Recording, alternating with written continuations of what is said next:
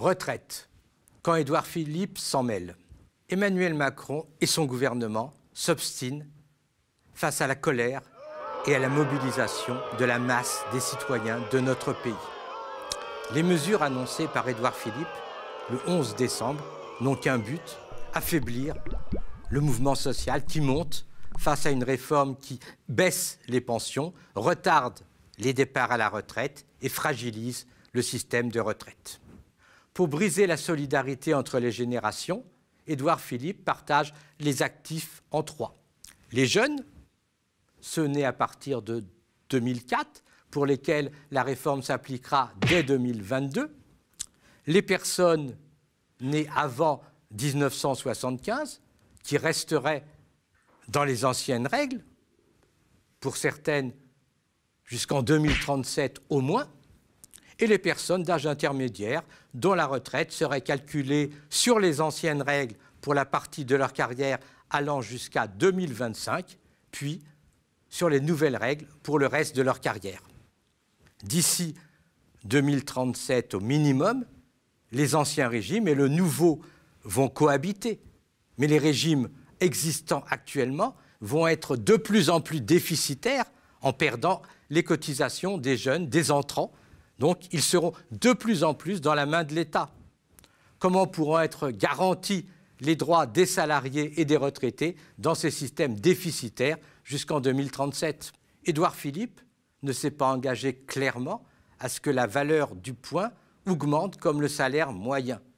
Il s'est contenté d'assurer qu'elle sera au moins indexée sur les prix.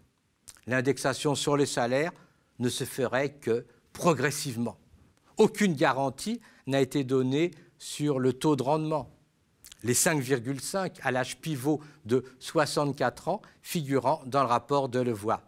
Toutes les manipulations seront donc possibles.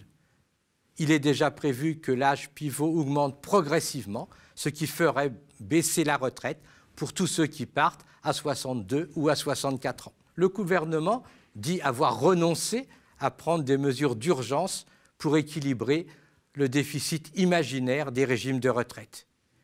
Il prétend confier cette responsabilité aux partenaires sociaux dès 2021. L'exemple de l'assurance chômage est édifiant. Le gouvernement tiendra les rênes pour imposer ses vues. Les partenaires sociaux seront obligés de faire passer l'âge du taux plein à 64 ans, qui devrait être atteint en 2027, ceci en introduisant très vite une décote entre 62 et 64 ans. En fait, tous les actifs actuels seront frappés par la réforme. Ils devront choisir entre travailler 2 années de plus ou subir une décote de 10% durant toute leur retraite. Par ailleurs, le gouvernement ne donne aucune garantie sur les ressources du système. Il pourra les manipuler à sa guise en ne compensant plus les exonérations de cotisations sociales, en réduisant les cotisations sur les emplois publics. Contrairement à la propagande du gouvernement, ce seront les femmes à carrière heurtée qui seront les plus frappées par un passage à un système plus contributif. Toute période non travaillée se répercutera obligatoirement sur le montant de la retraite. La majoration de durée d'assurance pour les mères sera supprimée. Quant à la majoration de 5% par enfant élevé, les parents devront choisir entre une majoration élevée pour le parent à plus forte retraite et une majoration faible pour l'autre, la mère généralement. Les mesures de compensation de la pénibilité du travail restent très limitées. Le départ pourra au mieux être avancé de 2 ans avec un dispositif individuel compliqué, le compte personnel de pénibilité qui ne monte que très lentement en puissance. Les promesses faites aux enseignants et aux autres fonctionnaires à faible niveau de prime sont très insuffisantes. Le gouvernement ne semble pas disposé à dégager les 15 milliards nécessaires pour que leurs pensions ne baissent pas. Pire, les faibles compensations promises seraient accordées sous forme de primes en échange de hausse de la durée du travail, comme si les enseignants ne faisaient pas déjà des journées pleines.